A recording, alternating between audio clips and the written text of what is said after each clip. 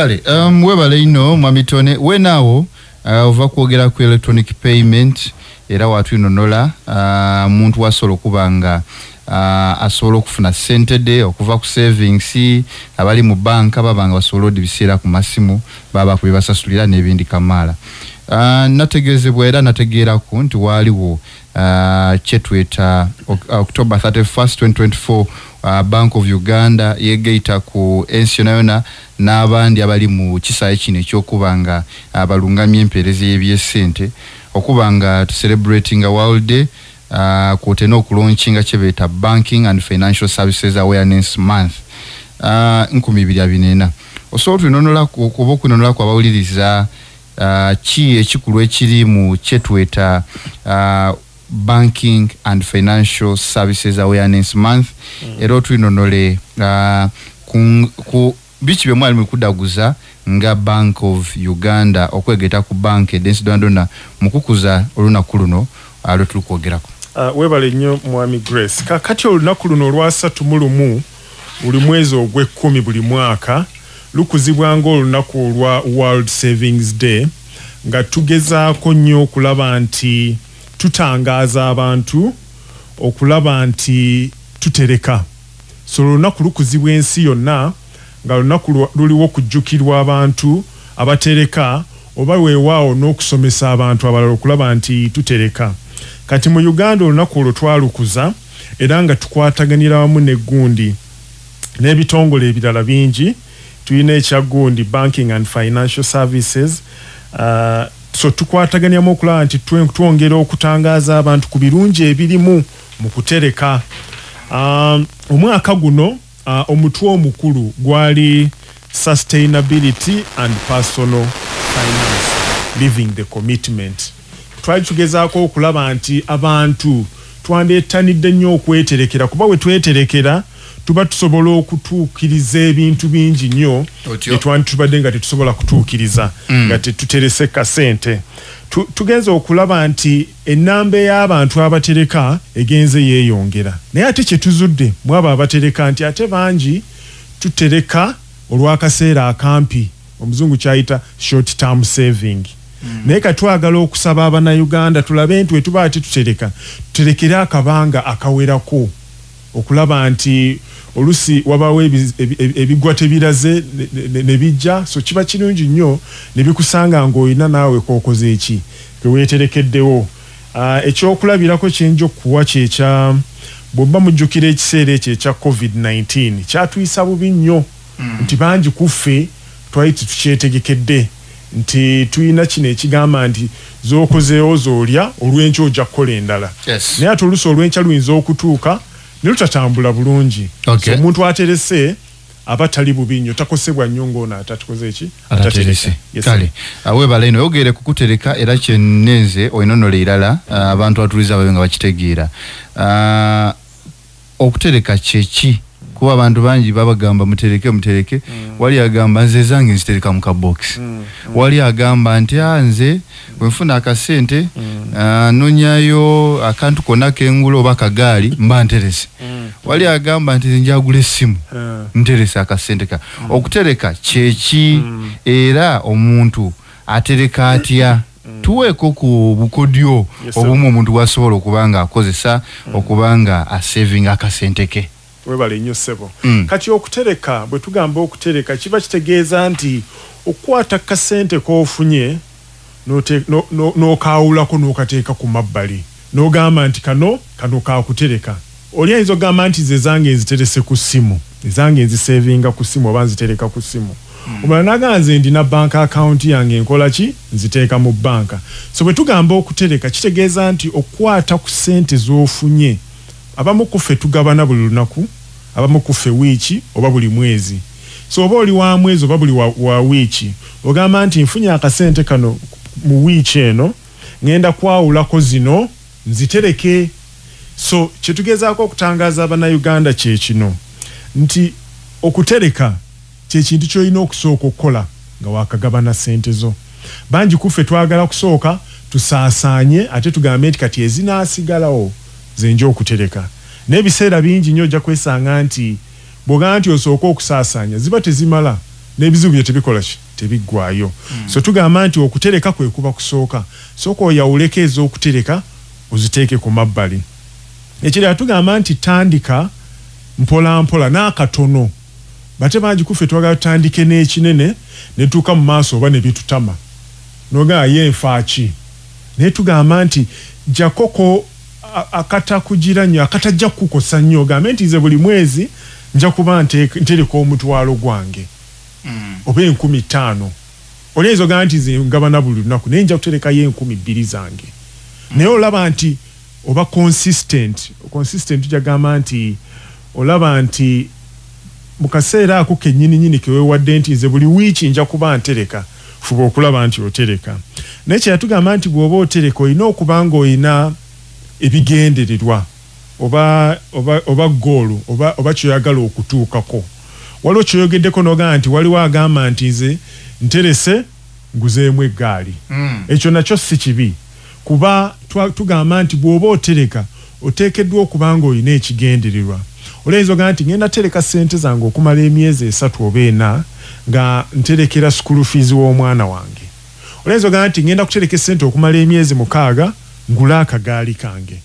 Ekyo kirungi nnyo okiraba. So gye tuyite enkulaakulana. Oleyinza ogamba nti ngenda tereka akasente kange ntandikeyo ka bizinesi kange kano. So ojja kulaba nti mu byonna bwe twogera ku nkulaakulana etandika n'okutereka kintu ekikulu ennyo. Naye kyeyatujagamba nti tugezeeko nnyo okwewala okumala gakozesa ssente. Nja kuwa ekyokulabirako nti ogenze mu katale ogenze gula mmere naye oyise kuwona atunda engoye n'engatto aye ne weesanga nabyo biguze naye nga tebyabadde mu pulaani. So kiba kirungi nnyo ne tulaba nti tetumala gasaasaanya ssente zaffe zino. Webale nnyo sir. Kale webale nnyo webalire ddala okusansanya kirungi kati mu kusevinga okwera kwogambye momwe muli ne bino ebayita bigundi bondi simanyi security simanyi treasury abantu babiwulira naye tebabite era nagenzeko ne mu commercial bank nisanga obupapulo naye nga buliko Bank of Uganda waggulu awo nengamba enachaza Antonia jatubulirako ekintu kino is it part of saving? Yes, kati bw'otunuulira treasury bill and treasury bond eri twofold oba eba erimu emirundi ebiri nti bw'owaayo ssente zo mu treasury bill oba mu treasury bond oba savings si bwe kiri kati ate ssente zo bwe zizaala amagoba ate kati awo oba oyingidde mu investment nti oba okubye ebinyonyi bibiri n'ejjinja limu ato investinze byanjawulo ebyo so oba okubye ebinyonyi bibiri n'ejjinja limu nti mu treasury bill ne mu treasury bond oba owoze ssente zo eri gavumenti kati bw'ogiwola ofuna amagoba. Yes sebo. Kale tukomewo ku bya electronic payments. Ka saving akabadde kalungi kwa abantu babadde balina okategeera kuwere wali era aba saving ku masimu olina gamba ninayo ka Mocash agent saving era waliyo Airtel Money agent saving so akabadde kalungi nnyo abantu okategeera naye kati twogere ku benefits eza e-payments oba ebimigaso oba ebirungi ebiri omuganyulo oguli mu e-payments obyogeddeko ebimu n'obyogerako n'obiteeka mu savings ebyo byonna obireese n'obitulaze bulungi nnyo ne tubitegeera naye kati twogere ku katyabaga kaliwo oba risks naddala ffe ba customers mu kukozesa enkola eya e-payments mu kye bayita customer experience mu kukozesa ekya electronic payments kuba tugenze wanje ogenda n'oli akamere oli n'agamba tuyise ku simu nze mba ngenze okunywa ka V-Power ku Shell tukawa ngamba munaye mpa merchant code tatata ngamba nkalabya akasente nganze nvaawo kati abaga kyakaliwo mu nkozesa kati obuzibu bujjira akyo tetwandibwise buzibu singa tutegeera kye tulina okukola kati nja kuwa ekyokulabirako nti tulinamu abannayuganda abeeyita okuba abagezi kane batunuulira electronic payments bagamba nti otyo katugenda tandika okukubira abantu amasimu tubagambe nti owangudde bankubirako nange nti owangudde kadde bakugamba nti okufuna sente zo zino sooka oweereze zino tusasule emisolo gy'ebintu oba akazannyo k'obaddemu oba sooka okebera account yo sooka okebera account yo olinanga nti nkuweereza sente naye zibadde za mulwadde badde nsaba onzirizeeko ekitundu osigaze ezisigaddeyo so ojja kulaba nti kati abo abantu bwe batyo kati be bantu betulina okwekengera ennyo akuweereza text message akuweereza text message ate omutwe gwa text message nga guliko ennamba y'essimu abantu tebetegereza wali mu kufiga naye njagala tubeere nga twetegereza nti omuntu waga nti nkuweereza ssente sooka weetegereza omutwe guliko MTN mobile money guliko Airtel money oba kuliko ennamba y'essimu kubanze bwe nkuweereza message ejja kulaga nti evudde ku nnamba y'essimu yange kanchikebere wa practical endala kati olina okwetegereza okulaba nti bw'oba ofunye ssente omutwe gw'essimu gulaga MTN mobile money oba Airtel kituufu ndi kulaba wano MTN mobile money bw'eraga ennamba y'essimu oyo aba mufere ekyokubiri omuntu wagamba nti ate tojjaako ssimu